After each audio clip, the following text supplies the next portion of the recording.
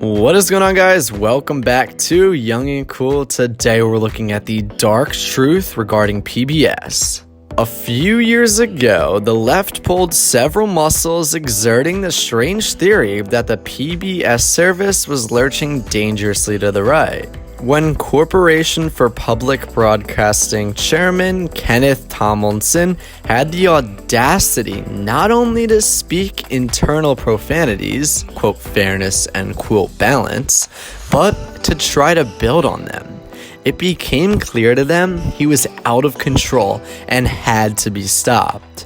Mr. Tomlinson made several small but significant steps toward balance on our taxpayer-subsidized airwaves, nudging the creation of two right-leaning talk programs, quote, Tucker Carlson Unfiltered, and quote, The Journal Editorial Report, and both suffered from the TV equivalent of crib death. Liberals really erupted when they learned Mr. Tomlinson secretly hired someone to assess the political balance of some PBS and NPR programs.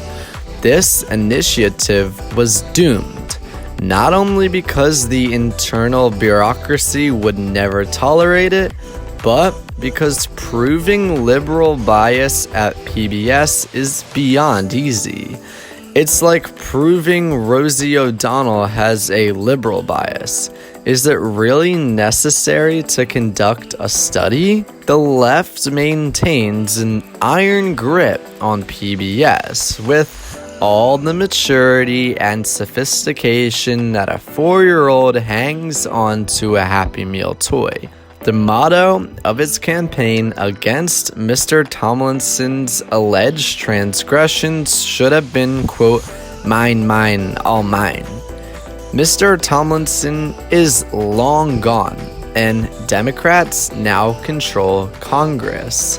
But another step was necessary for classic PBS propaganda to re-emerge: the return of Bill Moyers. He was back to full-time fulminating duties April 25th with a special titled, quote, Buying the War.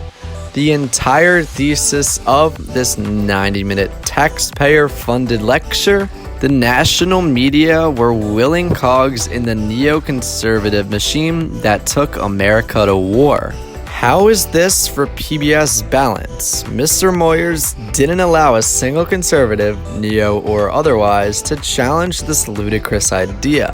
Oh, there were assorted clips of conservatives speaking in the months after 9/11, but only to, quote, prove his case for a noxious patriotism police that allowed no dissent.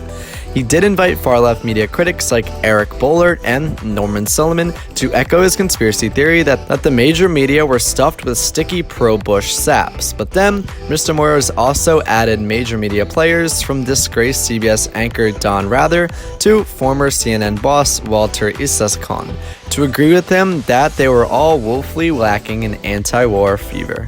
In the same week, defense expert Frank Gaffney was telling a far different story. In fact, the opposite story. Unlike Mr. Moyers, Mr. Gaffney had proof. Back in the Tomlinson era, CPB pursued the idea of a broad-based documentary series on how America would respond to the post-9/11 world. Mr. Gaffney's documentary proposal on Islam versus Islamism, focusing on moderate Muslims' efforts to challenge Islamofascists, was given a green light as one installment in the 11-part series called, quote, America at the Crossroads. But once Mr. Tomlinson was out, the permanent liberal bureaucracy kicked into gear. The series was shipped to PBS's Washington, D.C., Super Stallion WETA, and it promptly expressed horror that anyone who allowed Mr. Gaffney anywhere near a PBS production because of his, quote, day job with a conservative advocacy group, they wanted Mr. Gaffney fired as an executive producer. When that didn't happen, they censored the film, refusing to air it. Wow, so that was a mouthful. I hope you guys enjoyed this video. If you did, make sure to hit that like button, subscribe, and comment your thoughts on this highly political issue. I'll see you guys next time. Stay safe and have a great day.